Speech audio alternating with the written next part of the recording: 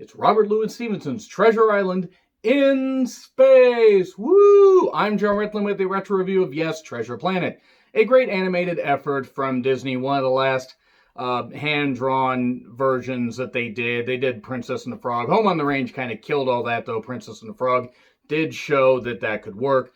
Treasure Planet, unfortunately, did not do well at the box office. I know because I was working at a theater in town at the time, and it didn't do well anywhere. It cost a lot of money and did not make that back. And especially with the advertising they put into it, they wanted this to do really well. And taking a familiar story and putting it in space may not seem wholly original, but what I liked about this was the voice acting.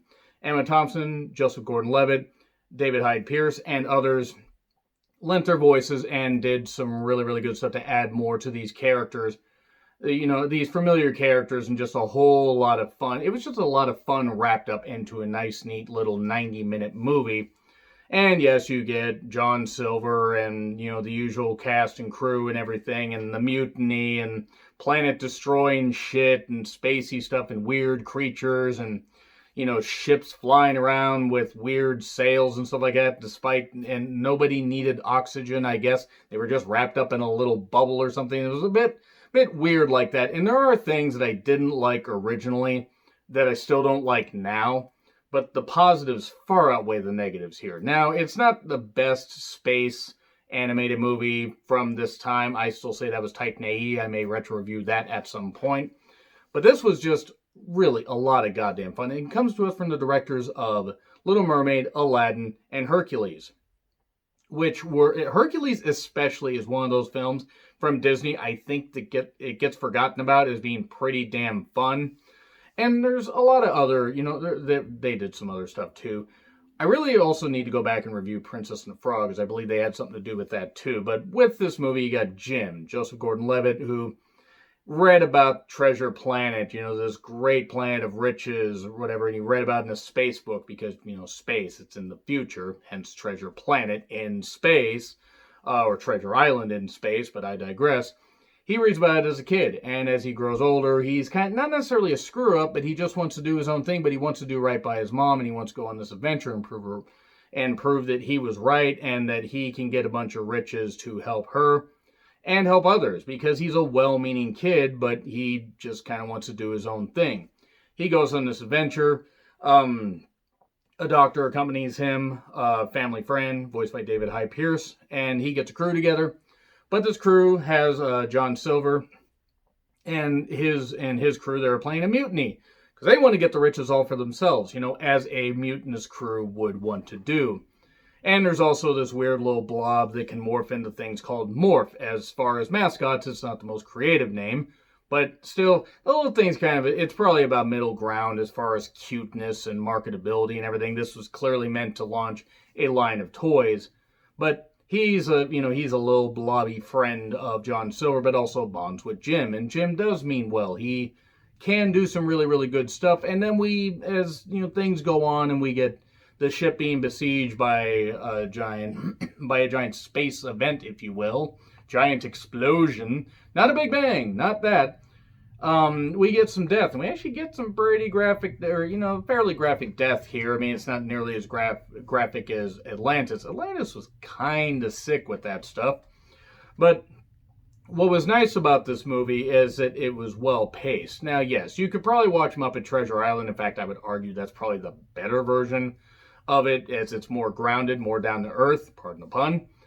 But what I also liked about this was the music by John Resnick, I'm Still Here. That's actually one of my favorite songs of the 2000s. It was just really, really good stuff. It's a simple, yes, but it was also really fun. And we get space magic, we get some crazy stuff going on, and we get, you know, this adventurous feel to it.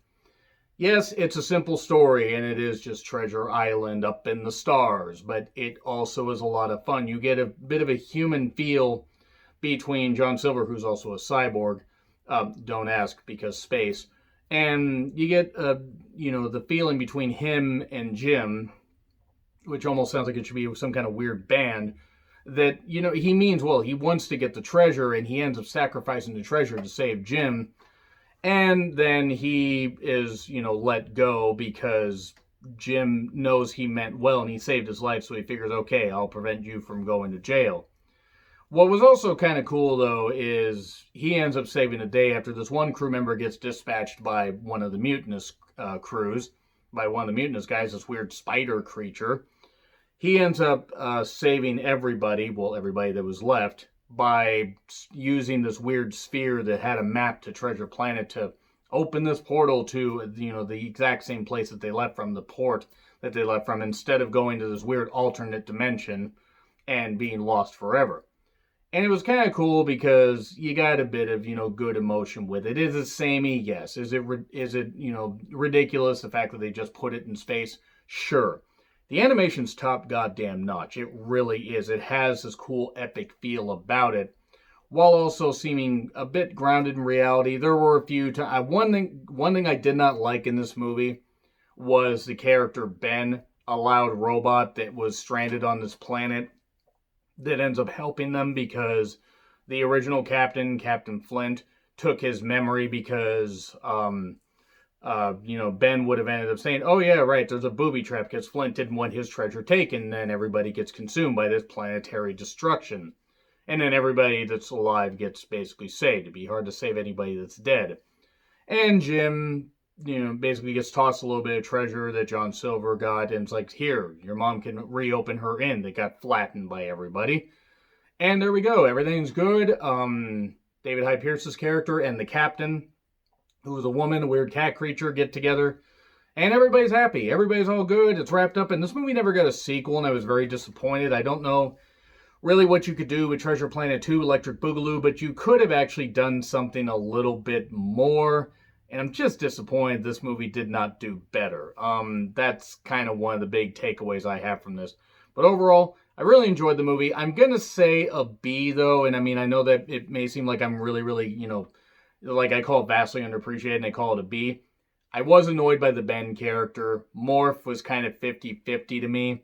There were a couple things I didn't like, but the positives far outweighed the negatives. And if it hadn't been for the really good animation, I probably wouldn't have liked this movie nearly as much as I did. So yeah, B. Let me know what you guys think in the comments, though. Like, share, subscribe, Twitter handle in the description.